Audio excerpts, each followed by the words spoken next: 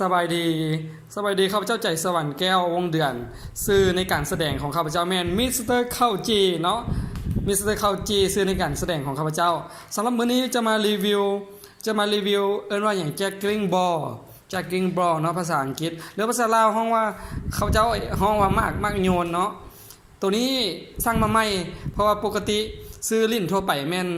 เอาลูกเทนนิสโยนแต่ว่าปัจจุบันเนาะเอิ้นว่าอยากได้ตัวใหม่ก็เลยว่าสั่งรุ่นนี้มารุ่นนี้จะสั่งมาแต่สหรัฐอเมริกาเลยจะเป็นรุ่นดีพอสมควรถุงนึงบ่แพงเนาะถุงนึงบ่แพงถุงนึงนี่150,000กีบ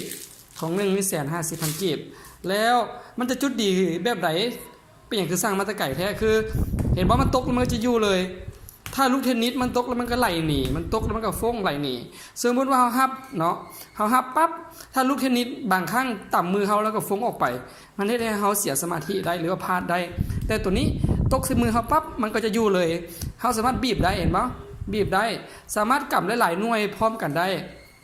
สามารถกำหลายๆหน่วยพร้อมกันได้นี่2หน่วยถ้าเป็น3หน่วยเนาะ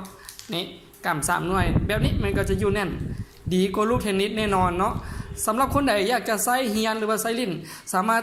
ใส่รุ่นนี้ได้เลยสามารถใส่รุ่นนี้ลิ้นได้เลยเห็นบ่รับประกันความงามสีสันสดใสมีหลายสีเนาะอยากได้สีใดก็ได้แต่นี่เขาเจ้าเลือกมาคือสีเหลืองกับสีดำมักสีเหลืองกับสีดำแล้วแต่ถ้ามักเนาะถ้าเอาตัวใดมาก็ได้ตัวนี้ถ้าเทียบใส่ของนอกเนาะถือว่าบ่แพงเพียงแต่150,000กีบใส่มาคุ้มค่าแน่นอนถ้าคนใดอยากเฮียนลิ้นก็ติดต่อหาข้าพเจ้าได้โดยตรงเลยเดี๋ยวข้าพเจ้าเอามาให้ได้บ่เป็นหยังถ้าอยากเฮียนนำข้าพเจ้าบ่เป็นหยังข้าพเจ้าเฮียนให้ฟรีเลย